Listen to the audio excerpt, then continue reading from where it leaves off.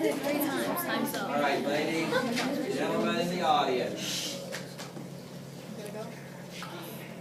So, Obamacare is a highly beneficial healthcare program. With 60% of Americans uninsured, Obamacare will make universal healthcare possible. America is one of the richest countries in the world. Why don't we have universal healthcare? Many other nations that are nowhere near as wealthy as the United States have universal healthcare. The majority of Europe, Russia, all of Australia, Costa Rica, even Cuba, and many more all have universal healthcare. It doesn't make sense that the United States doesn't. Unlike many other health plans, you can't be denied coverage when you get sick. Many health programs will drop patients from their coverage when they get ill, but Obamacare is not one of them. Also, many other plans charge you more just for being a woman. They say that since women go to the doctor more often than men, that they therefore should be charged more. On the other hand, Obamacare is an unsexist health care and has the same price for both genders. Not only does Obamacare have a fair cost for women, there are many added benefits for women. For instance, domestic violence screening, FDA-approved birth control, and HPV testing are all new perks added to the plan. As you can see, Obamacare is crucial for universal health care and greatly benefits women. You said that universal health care, that we should have for one of the richest nations in the world.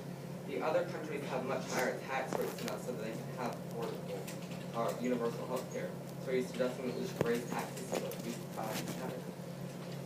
No.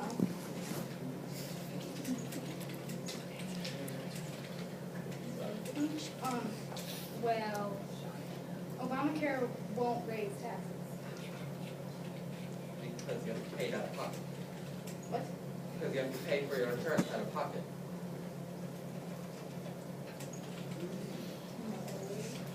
Then who buys your health care for you? If you don't have to pay it out of pocket, and the government doesn't pay it for you, then where does the money come from to buy it?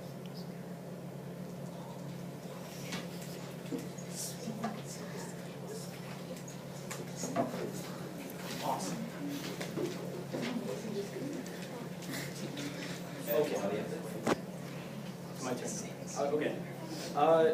The proposition team has made a lot of interesting points arguing for Obamacare, but it seems to me like they're arguing more about having it passed, which it was 5 months ago. So I don't really know why you're arguing like this. You should be focusing more on the problems that it has.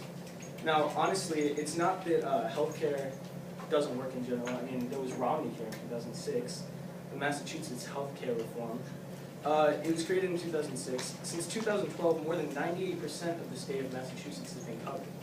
Compared to Obamacare, the approval rating for Romneycare is very high, being 68.5% of adult Americans in Massachusetts supported the bill at the time of release, and 67% still do. Now back to what Wilson said on the healthcare providers.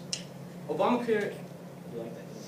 Obamacare creates a system where huge healthcare providers flourish under government-mandated law where people have to have healthcare or pay a fine. Some exponential growth in profits since the Obamacare bill was passed were the health stock in general went up 43%.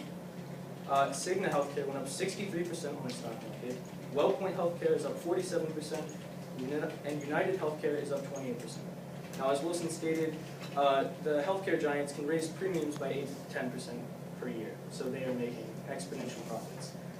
This is a vicious cycle that Obamacare supports because since everyone is required to have healthcare, the public will keep coming back to these corporate healthcare companies and boosting their profit, causing their stock prices to rise and boosting their profit again.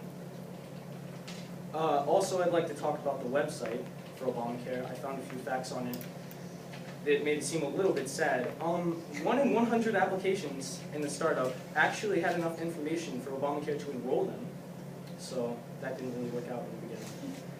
There was a poster boy by the name of Chad Henderson.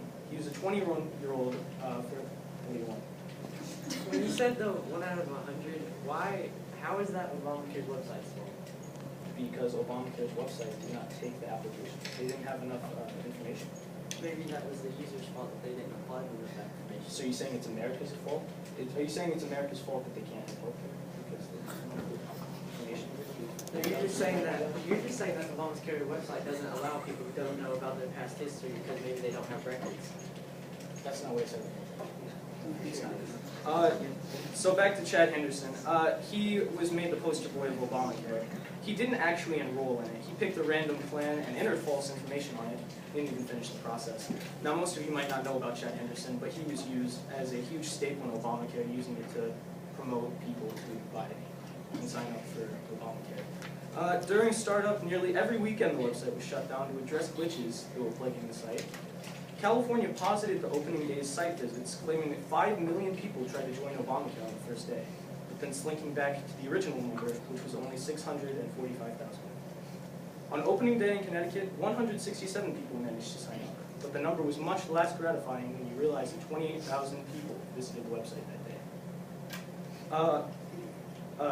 Authoritative figure here, Elizabeth Cohen of CNN compared Obamacare to iOS 7, stating, "My iOS 7 works. This, I couldn't even sign up." No one in Delaware signed up for 3 days after the enrollment period started, so that's a sign.